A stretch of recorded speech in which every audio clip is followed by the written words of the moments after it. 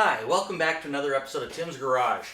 And over the last little while, we've had quite a few dialogues about something as benign as a luggage rack for the Saturn Sky or for the Pontiac Solstice. And the OEM luggage rack, you know, for lack of a better description, currently is made out of what we call unobtainium. They're no longer available. You can't get them, and when you're lucky enough, you can find one on eBay. And I was fortunate enough about a year and a half ago to find one on eBay, but unfortunately when it was shipped to me, it wound up getting cracked. So very frustrating for me, but after reviewing all the posts, there's a lot of mystery around these things. So here's what I would thought. Based on the talks of creating a reproduction on one of these, I thought I would do the best that I could to show all of the components for an original OEM luggage rack kit that has never been installed on a vehicle. So, with that, I thought I would take and start to look at all of the components. And I'll show an image of all of the components laid out on the floor of my garage so you can see all of the items that are included, both the installation kit as well as the actual luggage rack itself and all of the components.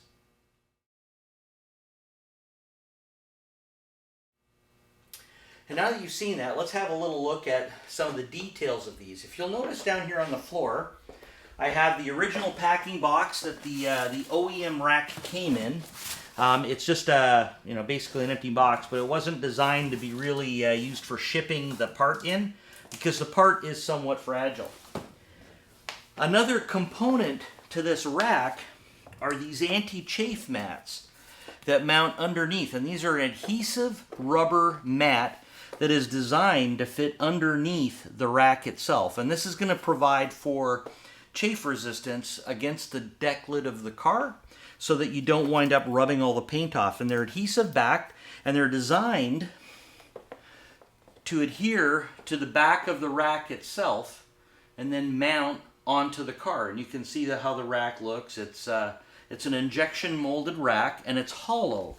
So in these ribs you can see here that these ribs are hollow, which means that this rack, while it's somewhat cool and everything, it's not made super rigid. Now in mine, when it got shipped, unfortunately it got crushed. And if you look very carefully here, I'm not sure if it'll show up in the light or not. Try and see if you can get that crack to show up there. You can see a little crack. It's just a stress crack, and every single rack I've seen mounted on cars is cracked either here, or here, or here, or here, through all of the bolt holes. This one's never been installed on a car. It's a pristine original unit except for that one crack. So unfortunately, that's kind of where the damage lies with that currently. Now those are the two pieces for the rack. In addition to the rack that comes in the kit, it comes with two templates. And these templates are unique. One is for the Saturn Sky. This is the Saturn Sky template. Okay, and underneath that template is the Solstice template. There's the Pontiac Solstice template. So it comes with templates to install on both models of car, and it's a pretty good template. I've laid it out on the car to see how well it fits and whether it's representative, but it locates around the antenna. And it looks like it's a pretty good guide for you to go through, and you have a location, mounting location holes identified on the rack. Okay, now that we've looked at the three largest pieces, the two underside stickers and the rack itself, and also looked at the installation template, there are a couple of more things that are needed for this kit. One is, of course, the installation instructions. And the installation instructions that come with the kit are a 2-page installation. It's a fairly simple installation, and it's in 3 languages: English, French, and Spanish. So it goes through and has all of this additional information. There is also an owner's manual insert, and it's a deck lid rack owner's manual insert, and it clearly says, don't put anything heavier than 25 pounds in the rack. The maximum designed weight for this is 25 pounds, which frankly, as a luggage rack, I have empty luggage that weighs more than 25 pounds. So I'm not sure what exactly it is other than a cosmetic device that mounts on your deck lid. So if you're looking at getting a luggage rack that you want to do anything, 25 pounds is pretty useless. So it comes with this, the little owner's manual insert, and then it comes with a hardware kit which includes new Christmas tree clips to be able to put in the liner.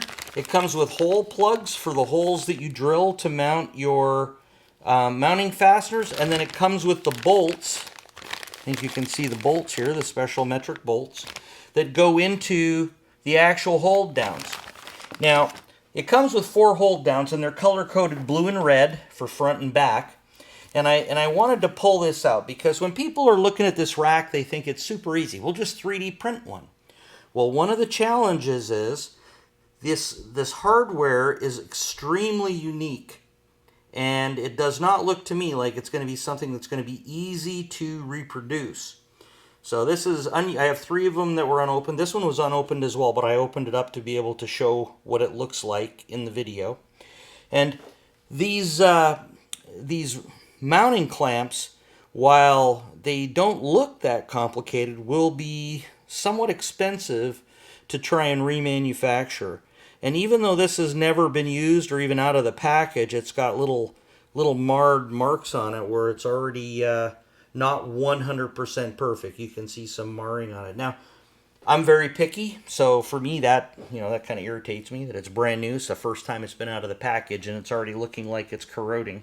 But that's the quality of some of the chrome products we get from aftermarket companies. Okay, so that covers all of the pieces that come with the luggage rack. Now, one of the other things you needed was the installation kit. And the installation kit was pretty expensive. When the rack was new, it was about $311, and then it was about another $85 to buy the installation kit. Now, this is the installation kit. You can see that there's a dowel spacer that's designed to be able to space and drill. So you have the ability to create a spacer to drill to center this. This spacer winds up going inside the holes on the rack, is what I understood to be the case, to locate the drill bit for you to be able to drill in the center of the hole and have it mount correctly. The 3 pieces, this spacer, this drill spacer, the original pilot hole drill, and then the larger drill that cuts the larger hole opening into the trunk lid. These are all the pieces that were required to be able to install the kit.